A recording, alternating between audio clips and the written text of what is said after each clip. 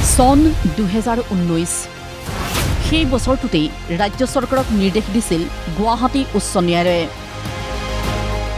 দিখৌৰ বুকুত অবৈধ শিল খনন বন্ধ কৰিবলৈ গঠন কৰক টাস্ক ফোৰ্স। কিন্তু ৰাজ্য চৰকাৰে গঠন নকৰিলে টাস্ক ফোৰ্স। আনকি মুখ্যমন্ত্ৰীৰ তদাৰকী কোষতো আবেদন কৰা হৈছিল। তাৰ পৰাও উত্তৰ আহিল অবৈধ শিল খননৰ তদন্ত কৰাটো অদৰকাৰী বিষয়। আৰু এতিয়া 7 বছৰৰ পিছত তাৰ পৰিণাম ভুগিবলগীয়া হৈছে নাজিৰাবাসীয়ে। এই ভয়ংকৰ অভিযোগ দেৱব্ৰত শইকীয়াৰ। এইযোৰ যিটো আৰু হ'ল দিখৌ নদৰ অবৈধ খননৰ ফলত এইখিনি হৈছে যে আপোনালোকে বিহুবলৈ গ'লে গম পাব তাত শিল বালিৰ যি অত্যাচাৰ চলে প্ৰকৃতিৰ ওপৰত, এই প্ৰকৃতিৰ প্ৰতিশোধ মই যিসকলে পৰিয়াল হেৰালে তেওঁলোকৰ সমবেদনা, গোটেই অসমৰ যি জনগণ তেওঁলোকে আহি ইয়াতে হিয়া উজাৰি দিছেহি, আমাৰ মানুহখিনিক সহায় কৰিছে। কাৰণ আমি কেতিয়াও এনেকুৱা সাহায্য ল'ব লগা এটা অৱস্থা মোৰ মনত পৰা নাই। মই 15 বছৰ আছিলোঁ, আমি ইয়াৰ পৰা মই নগাঁও জিলালৈ সাহায্য পঠোৱা মনত পৰে। দিখৌ নৈৰ আৰম্ভণি য'ত তাৰ দাঁতিকাষৰীয়া অঞ্চলটোত জলপ্ৰলয়ে ক্ষতি কৰিলে আটাইতকৈ বেছি।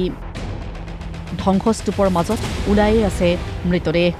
যেনেকৈ আমি সদায় NHPCৰ দাম হ'লে ধেমাজি জিলাৰ কথা শুনো, আমি একো নোহোৱাকৈ দিখৌ নৈৰ মুখ হ'ল ইয়াতে মোৰ সমষ্টি বিহুবৰ, আৰু বিহুবৰৰ পৰা আহি পেলাই ৰমণী, ৰহদৈ, শিমলুগুৰি এইখিনি পঞ্চায়তত একেবাৰে জীয়া মানে অৱস্থা বেয়া হ'ল।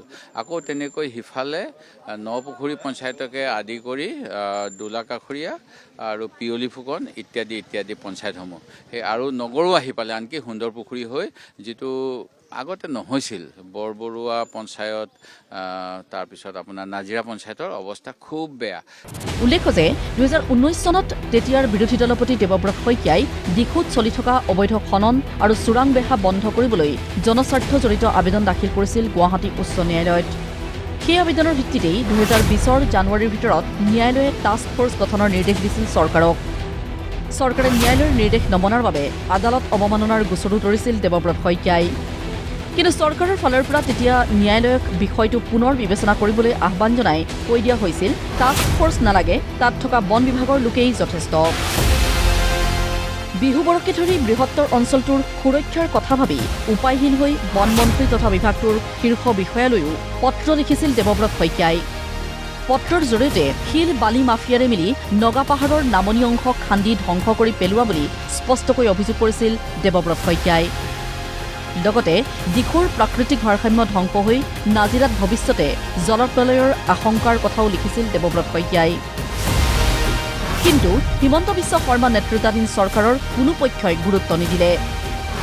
ফলস্বৰূপে নাজিৰাৰ বহু গাঁও মৰিশালীত পৰিণত হোৱাৰ অভিযোগ কংগ্ৰেছ নেতাজনৰ। সেই গতিকে চৰকাৰে এটা স্পেচিয়েল পেকেজ দিব লাগিব, ঘৰবিলাক বনাই দিব লাগিব। কি মানে যিহেতু মুখ্যমন্ত্ৰীয়ে ক'লে যে 90,000 মান মানুহ বোধ কৰোঁ এই হেৰিত, তাৰে 50,000 সন্দেহহীন, আৰু সাধাৰণতে চৰকাৰে এটা হিচাপ ধৰে যে 4জন মানুহ এটা ঘৰত থাকে, সেই হিচাপে 20,000 25,000 পৰিয়াল ক্ষতিগ্ৰস্ত। চৰকাৰক এতিয়াও তেওঁ অভিযোগ কৰা বিষয়সমূহ চালি জাৰি চাবলৈ আহ্বান দেৱব্ৰত শইকীয়াৰ। বন বিভাগৰ সেই দোষী বিষয়াৰ বিৰুদ্ধেও কঠোৰ শাস্তিৰ দাবী দেৱব্ৰত শইকীয়াৰ। ব্যুৰো ৰিপৰ্ট, প্ৰতিদিন টাইম।